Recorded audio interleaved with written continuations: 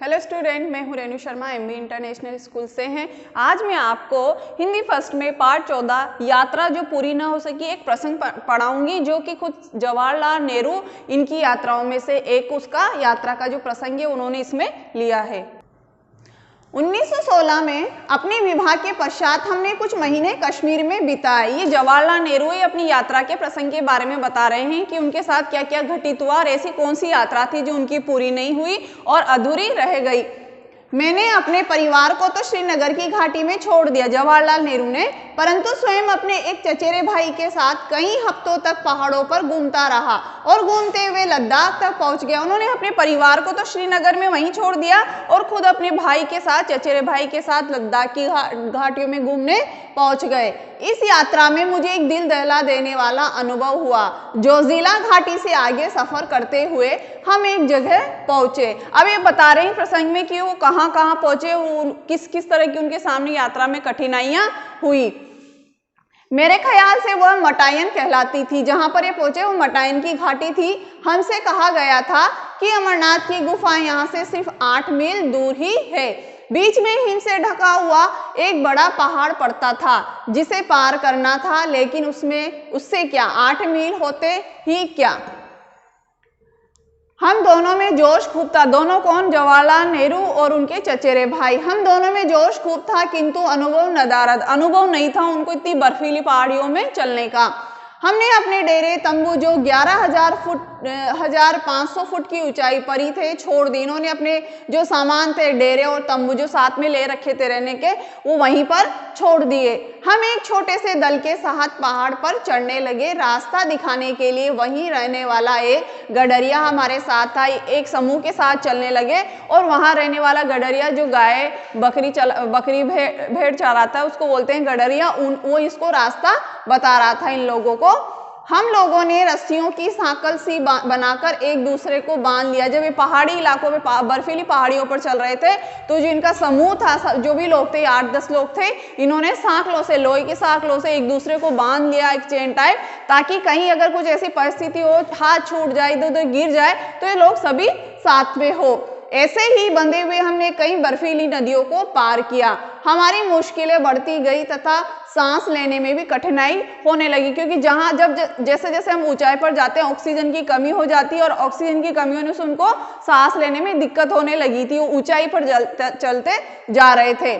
सामान उठाने वालों में से कुछ के मुंह से खून भी निकलने लगा। इतनी भयानक उनकी स्थिति हो गई थी कि जो सामान उठा रहे थे उनके मुंह से खून निकलने लगा। हालांकि उन पर बहुत बोझ नहीं था। इधर बर्फ पड़ने लगी और बर्फीली नदियां भयानक रूप से रपटीली हो गई। बर्फ पड़ रही थी और जहां वो पैर रख रहे थे वहां पर रपटीली हो गई, उनके पैर फिसल रहे थे।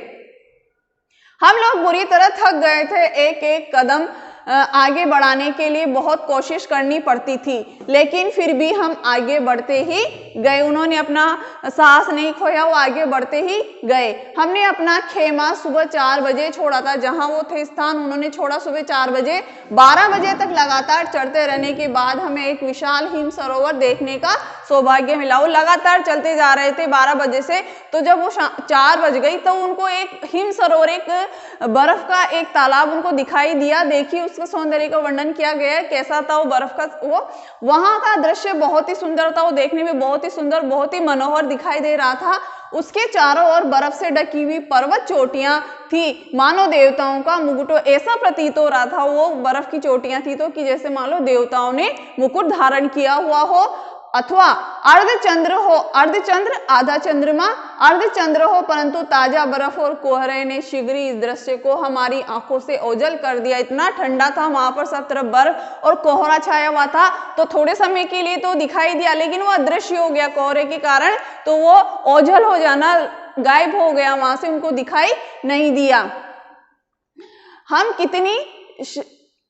कितनी ऊंचाई पर थे, लेकिन मेरा ख्याल है कि हम लोग कोई 15-16 हजार फुट ऊंचाई पर जरूर होंगे। ऐसा उन्होंने अंदेशा लगाया कि किन्होंने, जवाहरलाल नेहरू ने, कि हम कितनी ऊंचाई पर थे, 15-16 हजार फुट की ऊंचाई पर थे। लेकिन मेरा जरूर होंगे, क्योंकि हम अमरनाथ की गुफा से बहुत ऊंचे थे। क्योंकि वो जब 15-16 हजार फुट की ऊंचाई पर थे तो उनको ऐसा लगा कि हम अमरनाथ की गुफा के बहुत ऊंचे से, वहां से बहुत ऊंचाई पर थे। अब हमें इस सरोवर को, जो कि लगभग आधा मील लंबा होगा, पार करके दूसरी तरफ गुफा की ओर जाना था। और जो हिम सरोवर देखा था उनको उसको पार करके दूसरी तरफ जाना था। हम लोगों ने सोचा कि चढ़ाई खत्म होने से हमारी मुश्किलें भी खत्म हो गई होंगी। यही कारण था कि बहुत थके होने पर भी हम लोगों ने हंसते हुए यात्रा की। उनको लगा कि अब हमारी चढ़ाई पूरी हो गई है, बस हमें ये तालाब, ये सरोवर पार करके दूसरी तरफ जाना है। लेकिन ऐसा नहीं था, उनकी मुश्किलें और बढ़ने वाली थी। उन्होंने कितनी भी मुश्किल आई लेकिन उसको हंसते हुए पार किया। मंजिल भी तय करनी शुरू की। इसमें बड़ा धोखा था क्योंकि वहां दरारें बहुत सी थी और ताजा गिरने वाली बर्फ खतरनाक दरारों को ढक देती थी। वहां पर दरारें थी, बड़ी बड़ी खाइयां थी बर्फ की। तो जब ताजा बर्फ गिर रही थी तो जो दरारें थी उनपे वो उनको ढक देती थी। जब बर्फ गिर रही है तो जो दरारें थी, खड्डे हो रहे थे, उनको ढक देती थी। इससे उनको दिखाई नहीं दे रहा था कि यहाँ पर बर्फ की बड़ी बड़ी दरारें हैं। इस तरह इस नई बर्फ ने मेरा करीब करीब खात्मा ही कर दिया होता, क्योंकि जवाहरलाल ने कह रहे थे ये जो नई बर्फ गिरी इससे मुझे दिखाई नहीं दी वो दरारें, और इससे मेरा खात्मा, मतलब मैं बहुत मृत्यु के मुख से वापस लौटकर आया हूँ। क्योंकि एक जगह मैंने ज्यों ही उसके ऊपर पैर रखा वो नीचे को खिसक गई और मैं धम से एक बड़ी दरार में जा गिरा।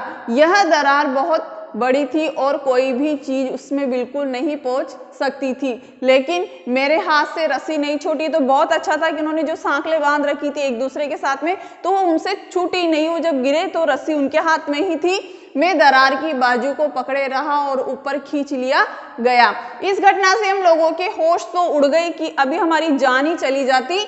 फिर भी हम लोग आगे चलते गए, लेकिन दरारों की तादाद और उनकी चौड़ाई आगे जाकर और भी बढ़ गई। लेकिन जैसे जैसे वो आगे बढ़ते गए वहां दरारें बड़ी बड़ी थी तो उनका थोड़ा सा जोश कम हो गया और बढ़ी। इनसे कुछ को पार करने के कई साधन भी हमारे पास नहीं थे, इसलिए अंत में हम लोग थके हारे हताश ही लौट आए। इस प्रकार की अमरनाथ गुफा अनदेखी ही रह गई। उनका ऐसा मानना था जवाहरलाल नेहरू का कि अगर हमें दरारें पार कर लेते, थोड़ा सा और आगे चले जाते तो शायद हम अमरनाथ की गुफा तक पहुंच जाते। लेकिन ऐसी परिस्थितियां आ गई उन दरारों के कारण, तो उनके पास साधन नहीं थे, तो उनको यात्रा बीच में ही रोकनी पड़ी और वो वापस आ गए। इस तरह से इनकी यात्रा अधूरी रह गई। Thank you.